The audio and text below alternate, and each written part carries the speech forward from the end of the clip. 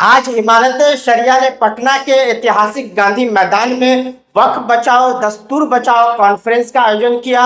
इमारत का दावा है कि इस कॉन्फ्रेंस में तकरीबन 10 लाख लोग बिहार के हर कोने कोने से पहुंचे, जैसा कि आप स्क्रीन पर लोगों का जनसैलाब देख सकते हैं। कड़कती धूप में जिसको जहां जगह मिली वहां लोग बैठकर अपने सियासी रहनुमाओं को सुनने के लिए बेताब नजर आए। इमारत शरिया के ऐलान के बाद सुबह से ही गांधी मैदान में लोगों का आना शुरू हो गया था। हालात ये थे कि मैदान में पैर रखने की जगह नहीं बची। एक विशाल जनसभा पटना की सड़कों पर उमड़ पड़ा। भीड़ इतनी ज्यादा थी कि हजारों लोगों को सड़क पर ही खड़े रहना पड़ा।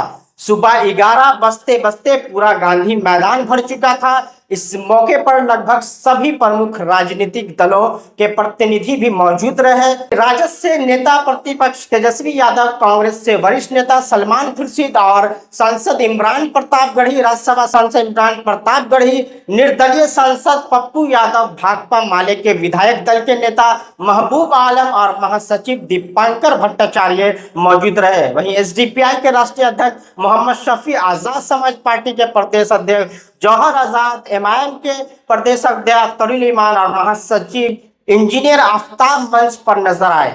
साथ ही जमाते इस्लामी, जमीयत उलमाए हिंद, अलिफ मोमिन कॉन्फ्रेंस, जमीयत अहले हदीस सहित सभी प्रमुख मिली जमातें के लीडरान भी मौजूद रहे। इस मौके पर तमाम नेताओं ने वक्फ एक्ट को संविधान पर सीधा हमला बताया और इसे इस्लाम की बुनियादों के लिए खतरा करार दिया। उन्होंने साफ शब्दों में कहा कि वक्फ एक्ट के खिलाफ लड़ाई आखिरी हद तक लड़ी जाएगी। हमारी टीम, आपको बताते हैं इंसाफ टाइम की टीम वहां पूरे समय मौजूद रही। हमने आपको विजुअल, फोटो और रियल टाइम के रिपोर्ट के जरिए आपको जो है लगातार अपडेट किया, इस तमाम दृश्य दिखाए। आप इस दृश्य से अंदाजा लगा सकते हैं कि ये प्रोग्राम जो है कितना ऐतिहासिक रहा है। आइए हम दिखा दें उन लोगों के जज्बात को जो सैकड़ों किलोमीटर दूर से इस कॉन्फ्रेंस में शामिल होने आए थे। साथ ही उन वक्ताओं के बयान भी सुनिए जिन्होंने स्टेज से अपने विचार रखे।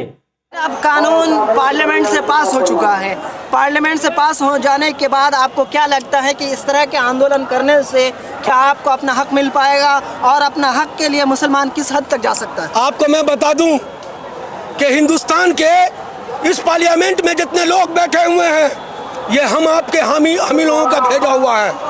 हम लोगों ने ये हक दिया है, उसको फैसल बनाया है। अगर वो मेरे खिलाफ गलत फैसला लेगा, मेरी मस्जिद पे, मेरी कब्रिस्तान पे, मेरे ईदगाह पे, मेरे खानकाह पे अगर आँच आया तो इस सरकार को नष्ट नाबूद करने की सलाहियत मुसलमान रखती है। तो आप ये कहना चाहते हैं कि बीजेपी की सरकार गिरा देंगे? अगर बीजेपी की सरकार गिरा ही नहीं देंगे, हिंदुस्तान से इस अंग्रेज की औलाद को ही अंग्रेज भेज देंगे। हिंदुस्तान में इसके रहने का कोई हक नहीं है, क्योंकि ये अंग्रेज की पॉलिसी पर हिंदुस्तान के अंदर कानून नाफिज कर रहा है। जो डिवाइड एंड रूल अंग्रेज ने किया था, ये अंग्रेज की दोगली औलाद है।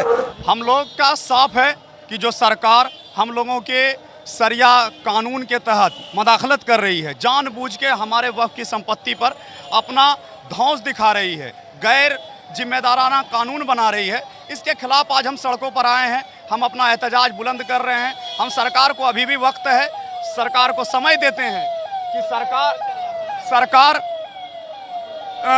सरकार अपने इस कानून को वापस ले, ताकि इस वजह से कानून को वापस ले कि ये कानून हमारे बाप दादाओं ने, हमारे आबाओ अजदाद ने अल्लाह के नाम पर संपत्तियां दी है। हम उसका बंदरबाट नहीं चाहते हैं। हम सरकार की अगर ये कानून वापस नहीं होता और आने वाले दिनों में अमीर शरीयत आपको कॉल देते हैं, पर्सनल लबोज कॉल देता है, तो क्या आप आगे और भी लड़ाई लड़ने को तैयार हैं? बिल्कुल, हम और लड़ाई और मौजूदगी के साथ लड़ाई। अगर हमारे रहबर ने, हमारे उलमाए कराम ने, हमारे जिम्मेदार ने अगर हमें कहीं बुलाए और जो भी करने के हम करने के लिए तैयार हैं इंशाअल्लाह। देखिए, सबसे महत्वपूर्ण बात, आपके जमीनों को छीना जा रहा है। अब भाजपा सत्ता से जाने वाली है तो हम सब के गरीब, पिछड़ा, दलित, अति पिछड़ा, अल्पसंख्यक समाज के गरीबों का वोट का अधिकार भी छीनने का काम करने जा रही है। अभी नया इलेक्शन कमीशन का नोटिफिकेशन आया है कि 8 करोड़ वोटर का फिर से वो नया सूची बनाने जा रहे हैं। आप एक चीज ध्यान में बैठा के रखना, कि अगर ये बिल लोकसभा में आया और इसकी हिमायत में अगर 250 से ज्यादा वोट पड़े, 288 वोट पड़े, तो इस बिल की मुखालफत में लोकसभा में 232 वोट पड़े।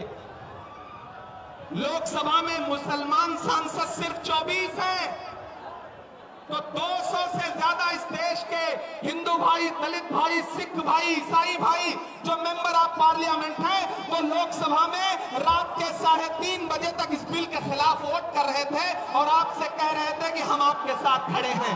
ये है इस मुल्क की गंगा जमुनी तहजीब।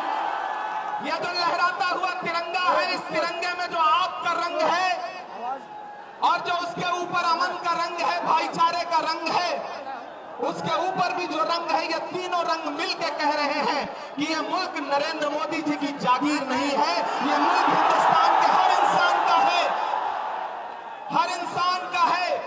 और हम अपने आबाओ अजदाद की जमीनों को बचाने के लिए, खानकाहों को बचाने के लिए, इबादत गाहों को बचाने के लिए, कब्रिस्तानों को बचाने के लिए जो कुर्बानी जरूरी होगी वो कुर्बानी देंगे। हम सड़कों पर बैठेंगे। अब देखने वाली बात यह होगी कि सरकार इस मामले पर क्या रुख अपनाती है। क्या वक्फ एक्ट को लेकर कोई पहल होती है या यह लड़ाई और आगे तक जाती है, ये आने वाला वक्त तय करेगा। कैमरा पर्सन अब्दुल्ला सलाम के साथ मैं महताब आलम। इसी तरह की विश्लेषण के लिए, इसी तरह की सटीक विश्लेषण के लिए आप देखते रहें इंसाफ टाइम। बहुत बहुत शुक्रिया।